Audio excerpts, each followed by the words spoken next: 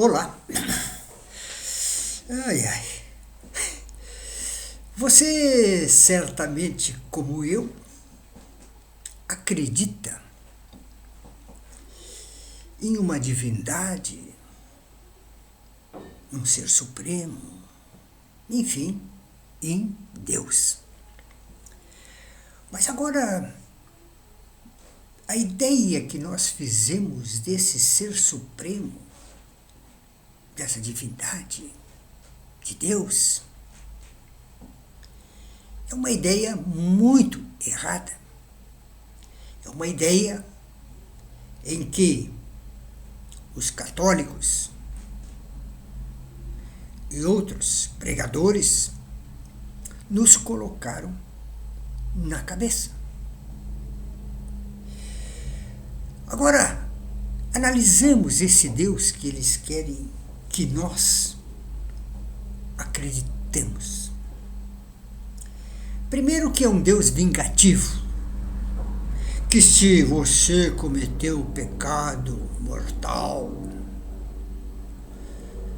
e não se confessou com o padre, e que esse padre o tenha perdoado em nome de Deus, você vai para o inferno. Mas você não vai para o inferno, você vai para o inferno para a eternidade. Agora compare a eternidade com os 60, 70, 50, 80 anos que você viveu nesse planetinha miserável. É justo? Não, claro que não. Aquilo que você fez numa vida pífia, muito diminuta, você pagará pela eternidade. Então esse Deus não é justo. Esse Deus não pode existir. Outro fato também é que eles dizem que esse Deus criou todas as coisas. E na época em que inventaram essa história que Deus criou todas as coisas, eles se esqueceram que antes dos humanos estarem na Terra, ela foi povoada por dinossauros. A Bíblia não fala dos dinossauros. Quem criou os dinossauros? Não sei quem criou. Agora nós sabemos que Deus criou o homem. E os dinossauros, quem criou? O extraterrestre, provavelmente. Bom, e assim, se nós vamos ver o que nos contaram sobre Deus, nós vamos ficar ridicularizados. Porque esse Deus vingativo, cruel, eles dizem que ele é bondoso, que ele perdoa, que ele é tolerante, mas é vingativo. Como pode ser? Agora,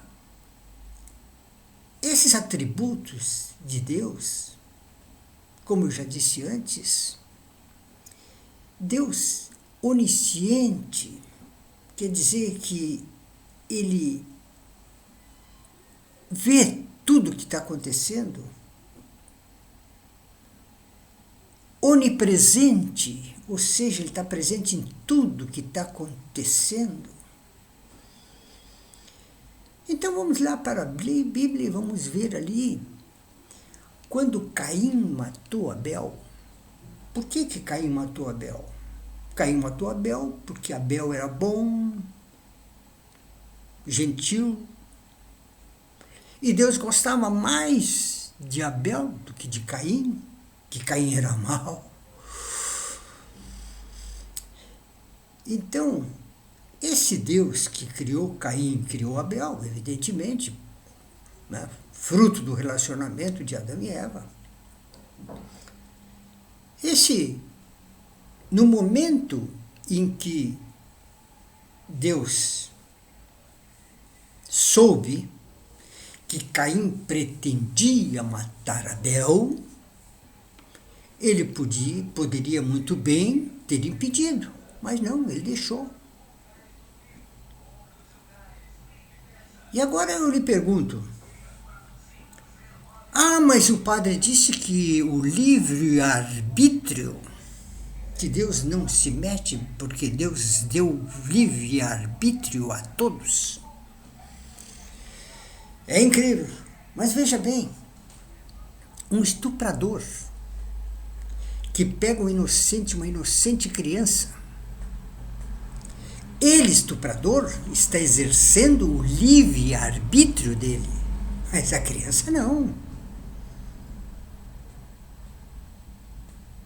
A criança está sendo subjugada, está sendo currada, morta. E aí? Por que Deus não impede que isso aconteça? Eu, por exemplo, sou um bom nadador.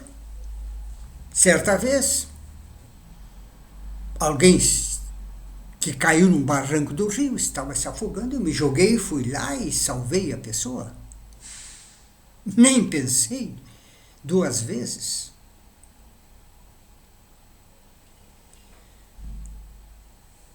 Por que Deus não faz a mesma coisa?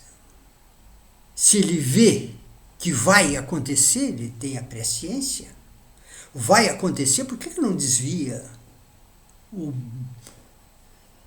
maldoso da vítima?